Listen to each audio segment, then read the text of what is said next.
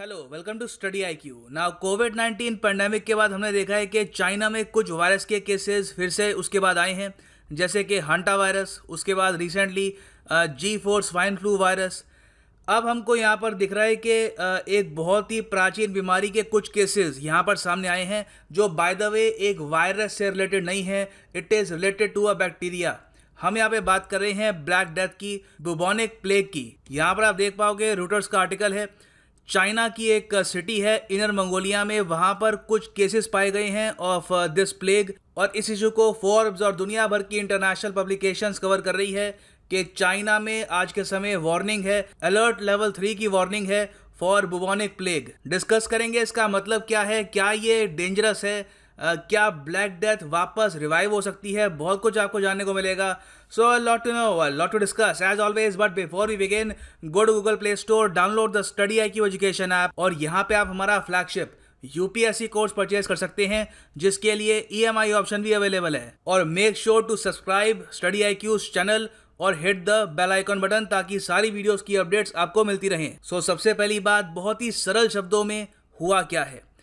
China में एक reason है इनका, इसका नाम है इनर मंगोलिया। जी हाँ, ये मंगोलिया के करीब है, और इस रीजन में एक शहर है बायन नूर के नाम से। यहाँ पे आप देखेंगे ये एशिया का मैप है, ये है मंगोलिया, और जो ये रीजन है ये चाइना का एक ऑटोनोमस पार्ट है जिसका नाम है इनर मंगोलिया। तो यहाँ पर कुछ केसेस पाए गए हैं ऑफ बुबोनिक प्लेग। नाउ अगर चाइना का जो इनर मंगोलिया है यहाँ पर केसेस पाए गए हैं, तो क्या मंगोलिया में भी कुछ इशू है? तो हाँ बिल्कुल, मंगोलिया में भी जुलाई 1 के आसपास कुछ केसेस पाए गए थे। हुआ क्या था कि मंगोलिया का जो खोवत प्रोविंस है, वहाँ पर एक फैमिली के 2 लोग, एक 27 साल का व्यक्ति और उसका 17 साल का भाई, इन दोनों की मौत हो गई बिकॉज ऑफ बुबोनिक प्लेग, क्योंकि ये दोनों कंज्यूम कर रहे थे, खा रहे थे मैरमॉट मीट को। सो नेक्स्ट क्वेश्चन यहाँ पर यह आएगा, तो क्या मैरमॉट मीट खाने से बुबोनिक प्लेग हो जाता है? नहीं, देखो, बुबोनिक प्लेग हिस्टोरिकली देखो तो रोडेंट से होता है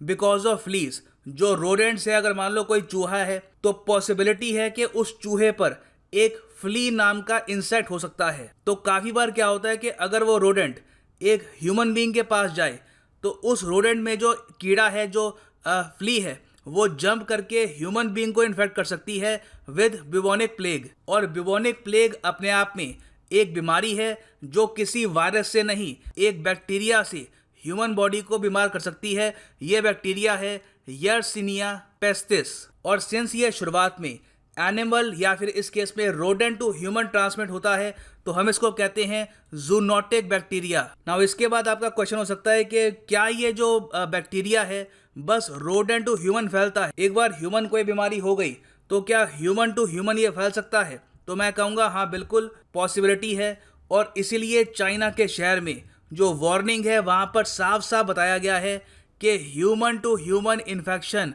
का रिस्क यहाँ पर पॉसिबल है। तो सब लोग दूरी बना कर रहें, जो मैरमॉट मीट है, रोडेंट मीट अभी के लिए ना खाएं, और ओवरऑल हाइजीन मेंटेन करके रखें। This is very important for that city right now. अच्छा, बुबोनिक प्लेग एक व्यक्ति को अगर हो जाए तो उसके सिम्टम्स क्या होंगे? देखो, सिम्टम्स काफ़ी इसके भयानक होते हैं।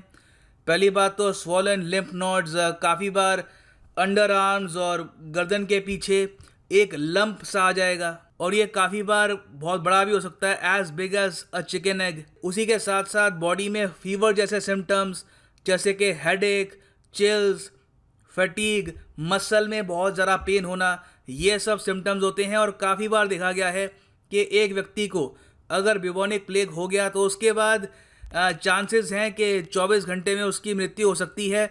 और यहाँ पर एज आपका साथ नहीं देगी, एक ही चीज़ आपको बचा सकती है, और वो है एंटीबायोटिक्स। और यहाँ पर आप देख पाएंगे इसके सिम्टम्स का एक और पार्ट ये भी है कि बॉडी के बहुत सारे पार्ट्स ब्लैक हो जाते हैं। और अगर आप यहाँ पर सोच रहे हैं कि ये जो यर्सिना पेस्टिस नाम का बैक्टीरिया है, क्या इसी ने ब्लैक डेथ कॉज करी थी यूरोप में इन 1300s? तो आंसर है इसका यस, इसी की वजह से ब्लैक डेथ हुई थी, जिसकी वजह से यूरोप में उस टाइम 5 करोड़ लोग मर गए थे। मतलब कि यूरोप की करीब 50% आबादी इस बीमारी ने मिटा दी थी। मगर मैं आपको यहाँ पर यह बताऊंगा, डरने की आवश्यकता बिल्कुल नहीं है।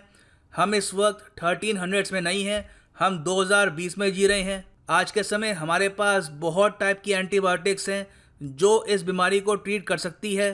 तो चांसेस मैं कहूँगा बहुत हद तक कम है कि ये जो ब्लैक डेथ है पहले की तरह पूरी दुनिया में फैल जाएगी। सो यहाँ पर मैं कहूँगा चिंता करने की कोई ज़रूरत है नहीं। और बाय द वे ऐसा नहीं है कि ये जो बीमारी है ये बाकी कॉन्टिनेंट्स में अपीयर होती नहीं है। ये प्लेग टाइम टू टाइम दुनिया के हर कॉन्टिनेंट में कुछ केसेस लेके आता है। फॉर एग्जांपल यूएस में ही आप अगर देखो तो सन 2000 से एवरेज हर साल 7 ह्यूमन केसेस रिपोर्ट किए जाते हैं ऑफ बुबोनिक प्लेग। 2006 में तो इसके 17 केसेस सामने आए थे। सिमिलरली आप अगर साउथ अमेरिका में देखो तो वहाँ पर पेरू, इवन यूरोप के कुछ देशों में कभी कभी रेयरली, एक्सट्रीमली रेयरली इसके कुछ केसेस देखे जाते हैं। अगर हम पूरी दुनिया की बात करें तो 2010 से लेकर 2015 में बुबोनिक प्लेग के करीब 3200 केसेस रिपोर्ट किए गए थे, जिसमें से ऑलमोस्ट 600 लोगों की मौत हुई थी। So again it is deadly. मगर सिंस आज के समय हमारे पास मेडिसिन हैं,